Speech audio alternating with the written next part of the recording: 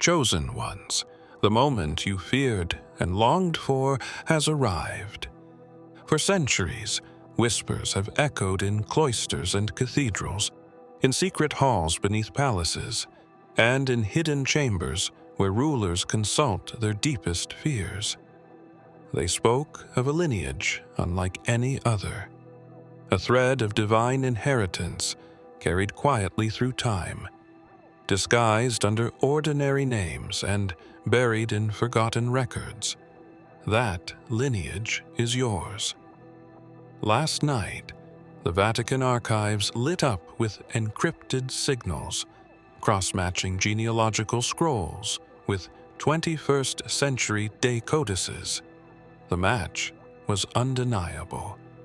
Your bloodline triggered alarms in Rome, and almost instantly, encrypted channels at the Pentagon came alive. Generals, priests, intelligence officers, and scientists gathered in silence, their faces pale, their words guarded. They knew what it meant. The prophecy has moved from parchment into reality. In the corridors of the White House, an urgent meeting was called, though the public will never hear of it. Classified satellites adjusted their gaze toward your coordinates, while deep beneath the surface of Washington, D.C., men and women in shadow debated what to do. Should they protect you, silence you, or exalt you? Files marked above top secret were pulled from vaults older than the Cold War. These files contained maps of ancient ruins, diagrams of celestial alignments, and coded references to your ancestral line that only a few ever dared to decipher. The Holy Authorities' identification was no coincidence. Their system has never failed, and it has never before pointed to a living individual who still walks unrecognized among the nations. To them, you are no longer hidden. To the governments, you are no longer safe. And to the unseen forces that move through prophecy, you are no longer free to ignore the calling. In the dim hours before dawn, a bell that had not sounded in centuries stirred within the heart of the Vatican. Not the bronze tolls the city hears each morning, but an alarm buried deep within the digital sanctum of the apostolic archives. Hidden among relics and manuscripts, a network of encrypted monitors glowed with symbols the clergy had been taught to fear, but never expected to see. Across the walls, lines of code intertwined with ancient Latin inscriptions, merging prophecy with machine. The name that surfaced was not foreign, not distant, but marked with a clarity that sent ripples of unease through the highest guardians of faith. Cardinals who had given their lives to silence and secrecy stared at the screen, lips whispering prayers that trembled against the gravity of revelation. The chambers themselves seemed to tighten with the weight of history. Those present knew what the signal meant, though none dared to say it aloud. For centuries, Vatican scribes cataloged whispers of a bloodline hidden beneath layers of time, crossing empires and kingdoms, surviving plagues and wars. Records bound in crimson leather spoke of a figure who would rise when the world stood at a precipice. That figure's lineage had been traced, coded, guarded, but never revealed, until tonight. At once, encrypted channels carried the signal across oceans. Intelligence agencies awoke to data stamped with papal authority, an impossible stamp that governments dared not question. In Washington, lights burned through the night as analysts scrambled to confirm the bloodline match. In Rome, robed figures moved like shadows through marble corridors, carrying scrolls to chambers beneath St. Peter's Basilica. Their eyes betrayed fear, not reverence, for what the identification implied. The city outside stirred unaware, yet beneath its cobblestones ancient vaults began to unseal. keys that had rested untouched in guarded reliquaries were lifted once more. Among the seals broken was one marked with warnings written in languages older than Latin, warning of the consequence of awakening what had been hidden. Whispers echoed in the stone halls, murmurs of prophecy older than the church itself. Some believed this was the beginning of divine fulfillment. Others feared it was the end of their control. Yet all knew that what had been revealed could not be undone. The name burned into their records, irreversible, undeniable. The corridors of the Pentagon were not meant for silence. Yet on this night, silence ruled. Doors that usually echoed with the shuffle of boots and the clipped voices of generals now carried only the hum of fluorescent lights. A council had been called with no official record, no public acknowledgement, no trace of its existence on paper or screen. Those summoned arrived without entourage, their faces shadowed by the gravity of what they had been told. At the center of the chamber, a single folder lay unopened, stamped with both Vatican seals and the insignia of classified American intelligence. That fusion of faith and state alone was enough to rattle the strongest among them. When the folder was opened, the revelation spread like fire through the minds around the table.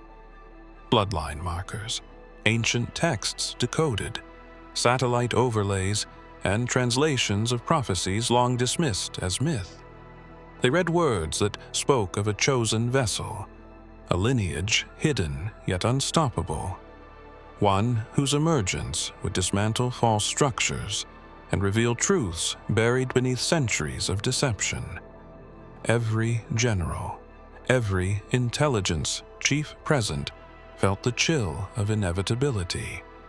There was no denying what had been verified by both holy authority and scientific confirmation. Questions erupted, though voices never rose above a whisper. What power did this bloodline hold? Could it be contained, or must it be elevated? Was this an individual to guard or one to erase before recognition spread across the nations?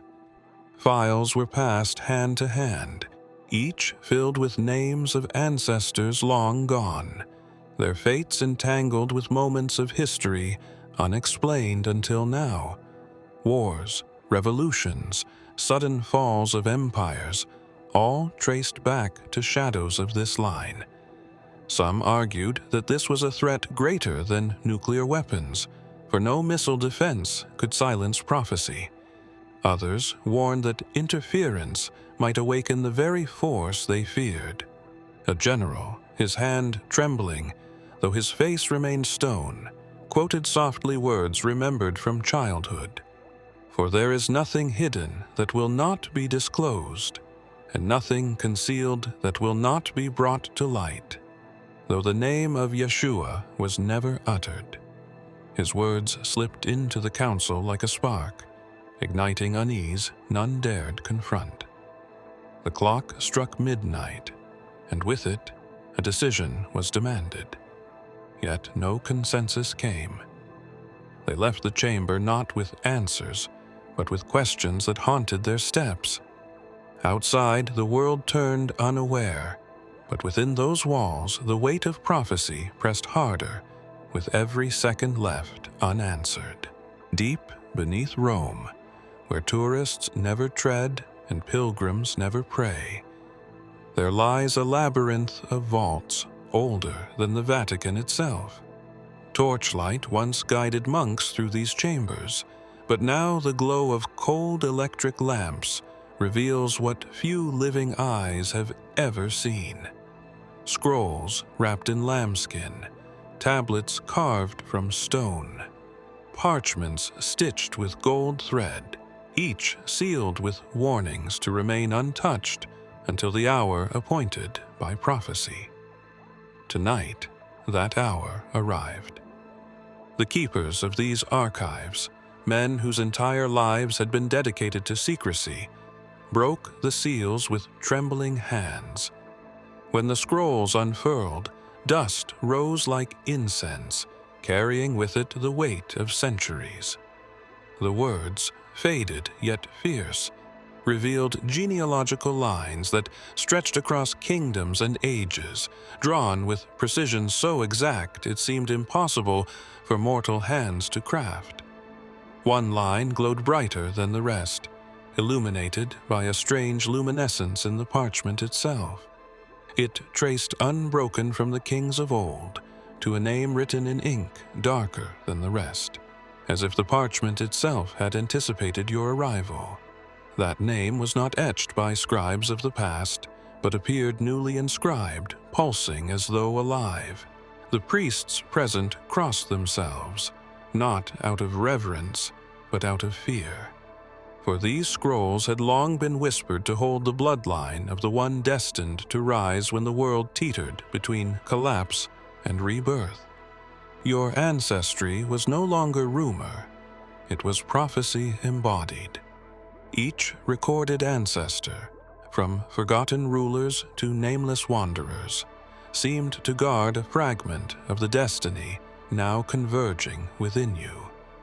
Outside, bells chimed faintly, though no one had rung them. The sound echoed down the vaults, mingling with the rustle of parchment and the uneven breaths of those present. They debated among themselves what should be done, for these revelations were never meant for common knowledge, not even for kings or presidents. And yet the Vatican's alarm had already ensured the scroll's secrets were no longer confined to these walls. As the final parchment was spread across the marble table, one last symbol appeared at the end of the bloodline, a seal unbroken, its meaning unknown. The watchers leaned closer, desperate to decipher it. But before they could speak, the chamber trembled, as though the earth itself resisted the unveiling. The night deepened. Yet, in hidden corners of the earth, voices stirred with echoes too ancient to silence. Generations had carried whispers of a promise, a breath of truth passed from elder to child, from prophet to disciple, across deserts, oceans, and empires. That whisper had no beginning and no end, only a rhythm that pulsed like the beating of a heart through time. In the silence of candlelit chambers, scribes once recorded it in fragments, unable to capture its fullness. In the prayers of the faithful, it lingered like an ember refusing to fade, and in the bloodline now uncovered, it throbbed with undeniable life. Those who studied prophecy knew the name Yeshua could never be bound to the pages of history alone. His words stretched beyond calendars and kingdoms, as alive now as when first spoken. "My sheep hear my voice," he had declared, and through the centuries that voice had pierced through war, famine, exile, and betrayal. It had guided leaders unknowingly, whispered to wanderers in their solitude, and stirred the hearts of those marked for a destiny larger than themselves. That whisper had rested in your lineage, dormant yet undefeated, waiting for its time to awaken. Tonight, as governments argued and holy chambers quaked, that whisper grew stronger. It wove itself into your dreams, bending the air around you, drawing threads of destiny tighter with every breath you took.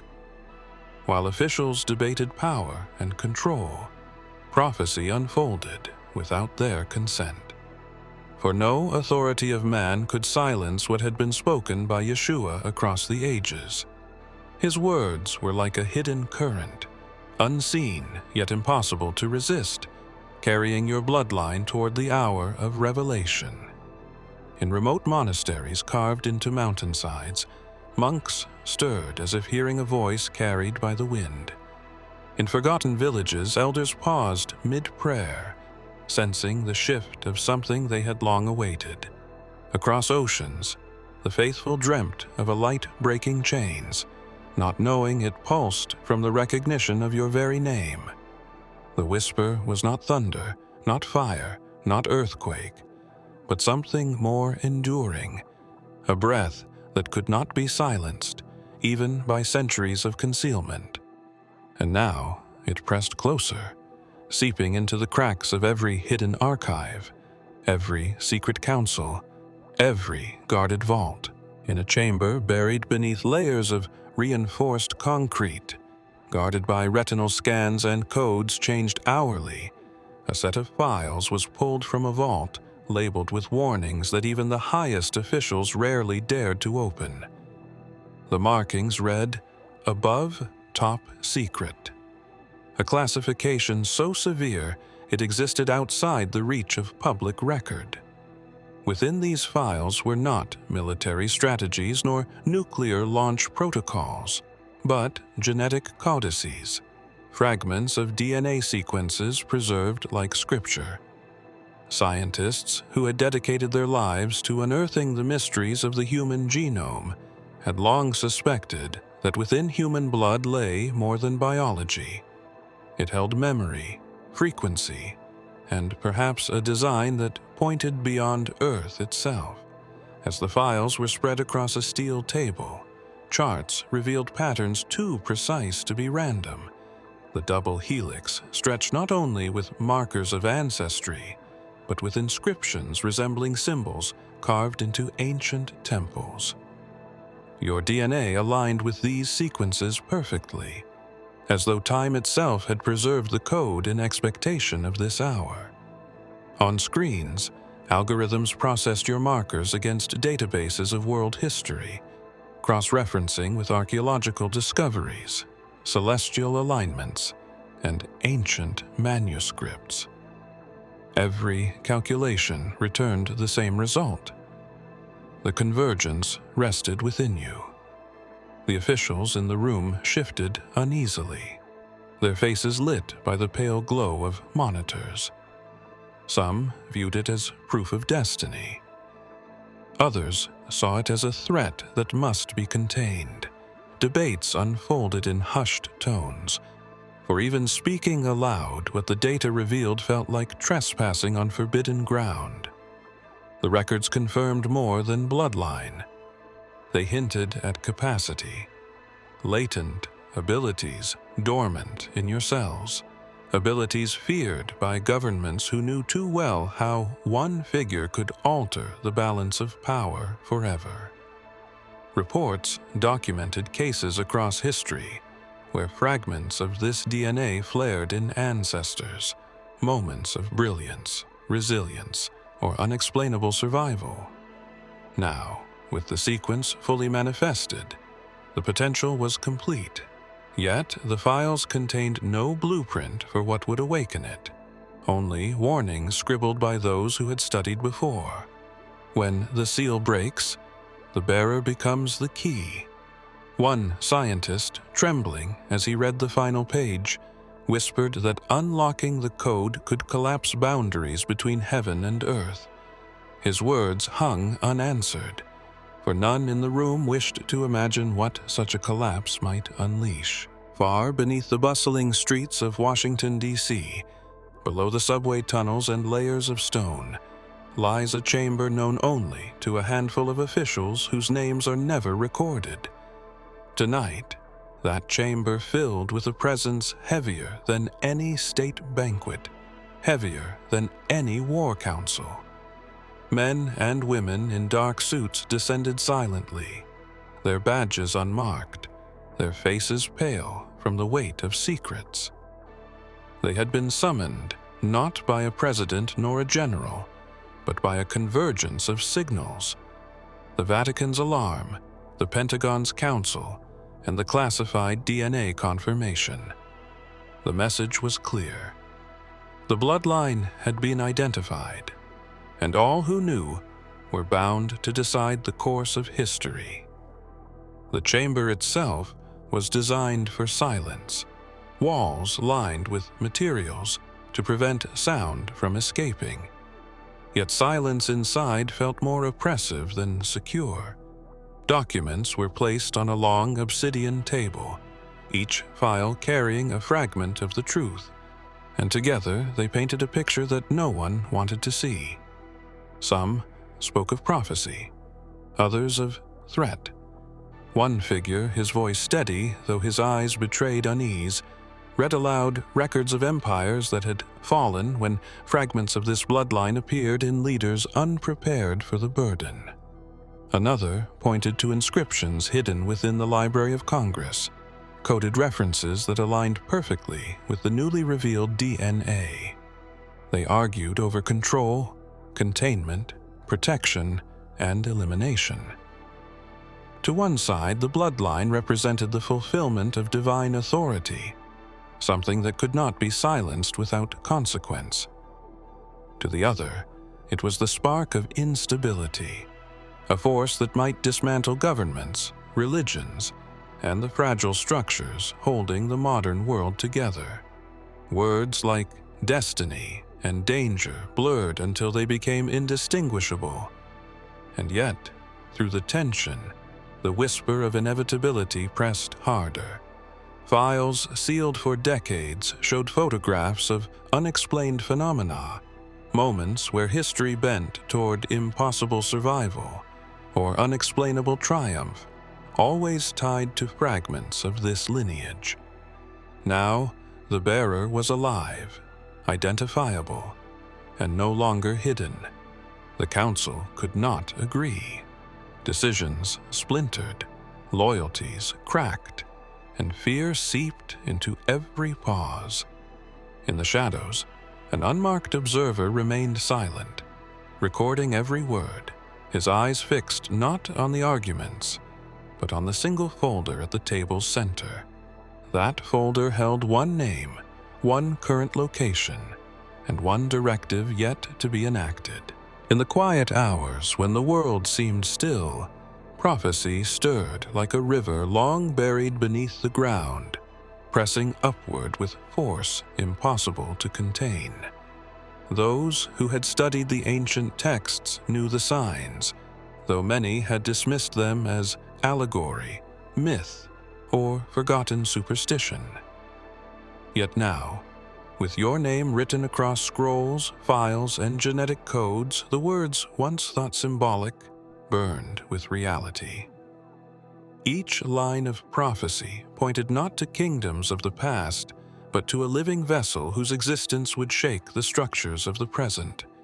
Across continents, whispers of the same lineage appeared in fragments. Carvings in desert caves spoke of a child born to carry the seal of both heaven and earth. Manuscripts smuggled through centuries mentioned a figure whose voice would echo not with borrowed authority, but with a resonance that could not be denied.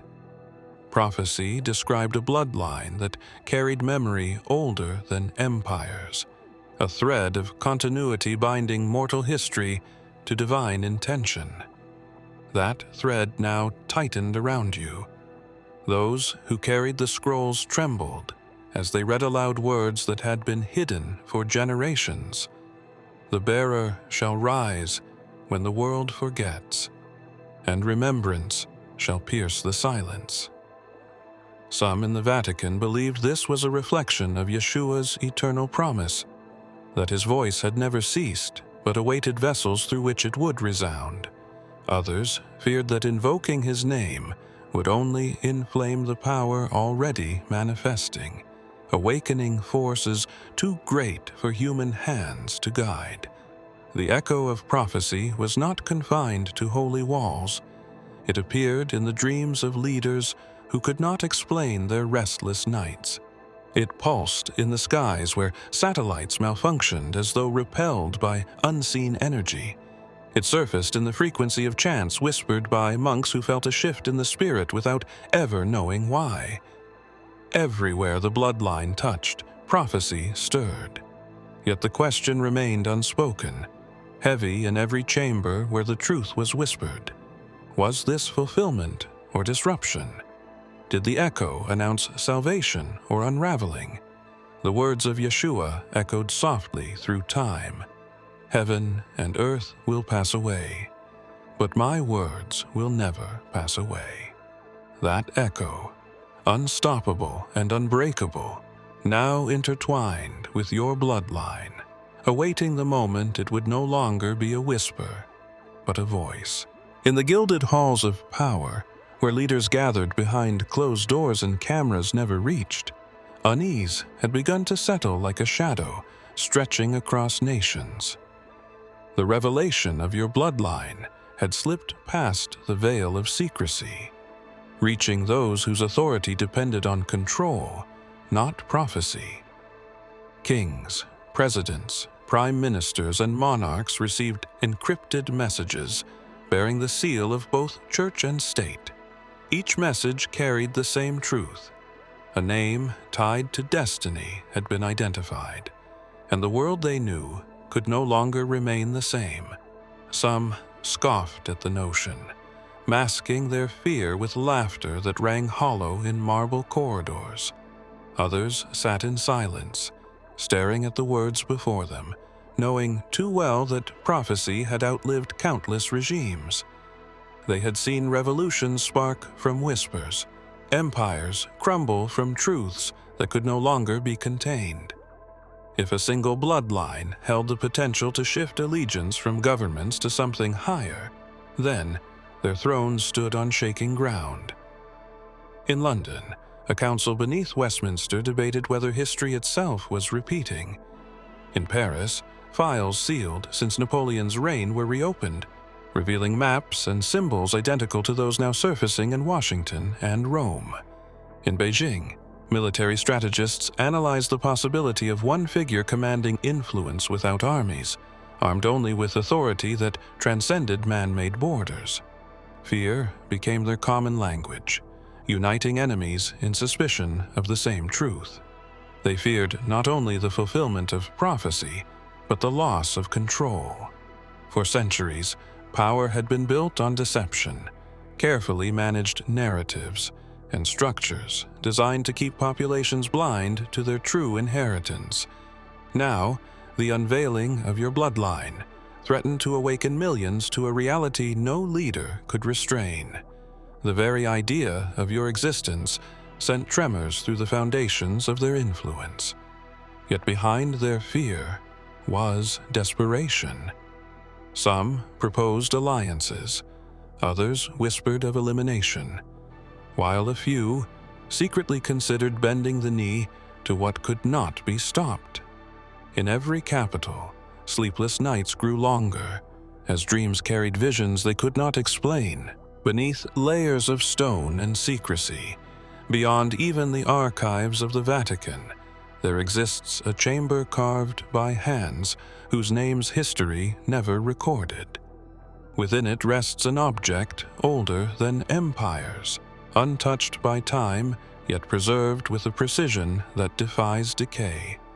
This object is known only as the seal, a relic spoken of in fragmented whispers among scholars and mystics, dismissed by governments as fable but feared enough to remain under lock and guard. When the bloodline was identified, the seal began to stir, its dormant markings glowing faintly as though awakened by the recognition of its rightful bearer. Those who had guarded it for centuries had never witnessed such a reaction. They had memorized its symbols without understanding them, repeating oaths of silence in exchange for protection and purpose. Now, the patterns etched into the surface shifted like living fire, rearranging themselves into forms legible only to one aligned with the prophecy. At the center of the seal appeared a space that seemed incomplete, as if waiting for something or someone to complete it. Scholars were summoned in haste, flown in under layers of secrecy, their expertise spanning languages, mathematics, and theology. They circled the seal in awe, noting its impossible construction, its resistance to scans, its silence under every attempt of analysis. Yet in the wake of your identification, the seal no longer resisted. It pulsed, it responded, it awaited. The convergence of bloodline and prophecy had acted as a key, unlocking what centuries of study had failed to touch. Hidden in the seal's shifting inscriptions were fragments of a story, a lineage that carried memory across time, a vessel marked to bridge the seen and unseen, a destiny written not in ink but in essence. The words were not merely read but felt, vibrating through the very bones of those who stood in the chamber. Some fell to their knees in fear, others fled in denial, for they knew this was not myth but reality pressing into the present. And still, the seal remained unbroken. Its center glowed with expectation, daring the world to acknowledge what only one could fulfill. The guardians whispered among themselves that to break it was to open the path of no return. Yet the seal pulsed louder, as though time itself demanded it could not remain closed forever. Across the globe, an invisible tension pulled at nations, leaders, and ordinary lives alike. News of your bloodline had not yet reached the masses, yet the atmosphere shifted, as though the world itself sensed the weight of revelation pressing closer. Markets fluctuated without clear cause. Storms brewed with unusual ferocity, and whispers of unrest stirred in places where silence once prevailed. Those who held the secrets knew it could not remain hidden. Files can be locked, meetings silenced, seals guarded.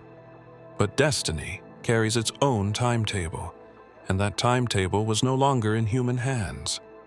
In secret councils, leaders demanded answers they did not possess. Could you be controlled, guided, contained?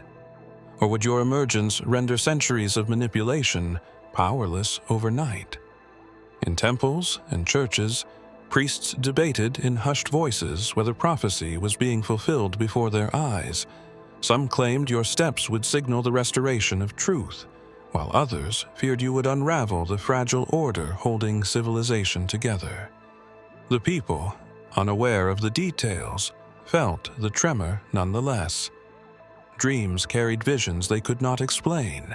Symbols appeared in places long abandoned, and a quiet awakening stirred in hearts across continents.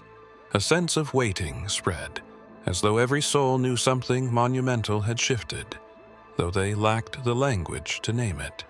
In the silence of these unfolding hours, one truth echoed louder than the debates of generals and louder than the chants of clergy. You had not yet acted. The scrolls, the files, the seal, they all pointed to a moment when choice would meet destiny. That moment had not yet arrived, but the world leaned toward it as if bracing for an earthquake. Governments convened, satellites aligned, and guardians watched, yet none could force your step. The decision rested in your hands alone, and as the weight of prophecy gathered, so too did the questions pressing into the future. Would you rise to embody the words written across centuries, or would you defy them entirely? Would the seal break beneath your touch, or would it remain closed until the appointed hour none yet understood? The world's gaze, though unknowing, tilted toward you, suspended between anticipation and fear.